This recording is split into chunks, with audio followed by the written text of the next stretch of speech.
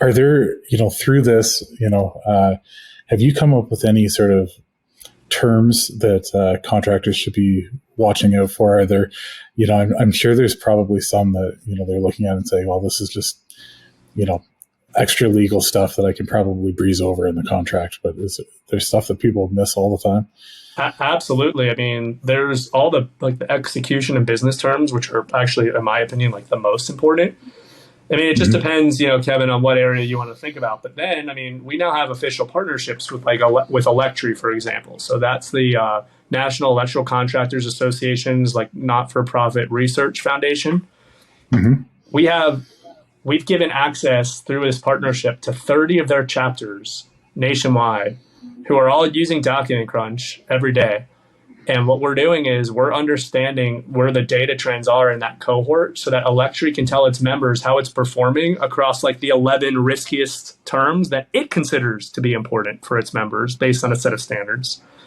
Okay. We're doing something very similar with AXA XL, a major insurance company that does SDI, sub-default insurance for big general contractors. We're doing a very similar exercise. So, that's kind of the interesting thing about this, Kevin, is yes, I mean, there's not a lot of variance, having been outside lawyer for dozens upon dozens of contractors and then, spent so much time in-house. There's not much variance between companies of the major issues. So, when I think about when I think about things that I think I would explain at a high level to folks, the concept around consequential damages, right? If you're building a hotel, you're the window installer, and the windows leak, should you be responsible to, reinstall those windows and maybe clean up any of the damage in the room that ensued, because the window leaked? Yep. The direct damages? Or are you willing to take on exposure if that room is out of commission now for 3 months and the hotel was during the Super Bowl and the hotel would have, made $500,000 in profit on that room and now they're coming to you with their hand out? These are the types of things that are very real. And what I would say is, yes, you could breeze over all of them, but it only takes one. It only takes one time for you to never want to breeze over it again. I'll just give you an example. For when I was in private practice, I had a contractor client who was doing work on a Native American reservation on a casino. And one of the trade contractors, I believe the site work contractor, cut an electrical line, which turned off a bank of slot machines for 4 or 6 hours on a Friday afternoon. Mm-hmm. And we got a spreadsheet from the tribe saying, here's how much we would have made on those slot machines.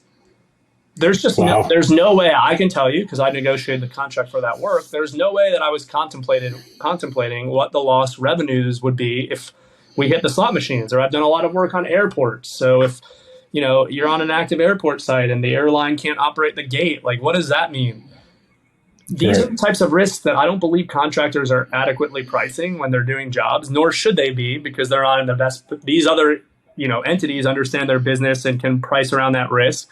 But my point is, by just taking on consequential damages exposure and not being, aware that a simple mutual waiver of consequential damages, it gets you out of ever having to get that letter. Right. All of a sudden, you're like, what? I owe what? And waivers of consequential damages, indemnification obligations, are you responsible for anything and everything that happens while you're there? Or are you only responsible for the things that you should, that you did something wrong, to the extent that you did something wrong?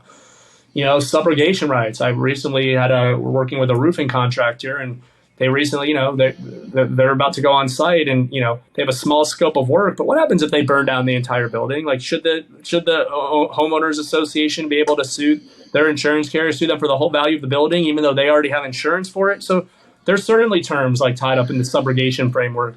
And I think that the neat thing about what we're doing at Document Crunch is hopefully we're taking those terms and making them very easy to understand and digest by the industry, so that the industry can make actionable decisions around those big ticket items. So as a contractor, when you see consequential damages, how do you deal with it? Do you just run away and say, there's no way I can't do it? Is there room to negotiate terms? Is there, or do you have to add extra margin in your jobs to be able to cover. The data and some of these data studies that we're doing suggest that, of course, there's room to negotiate. I would say that whether I would run away from it or not really depends a lot on like the asset that we would be working on. If I'm doing work on a stadium and that stadium needs to be ready before football season, and the owner is asking me to take on consequential risk, if it's that's a how could you do that?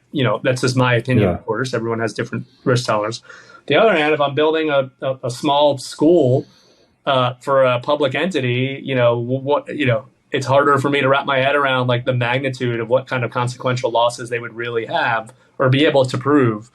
Whereas, the stadium could easily say, well, this is the amount of 74,000 tickets, average ticket price $100, $7.4 million a game is. I don't know if I got that math right, but it sounds about right. It's either 7.4 million or 74 million. I gotta check that.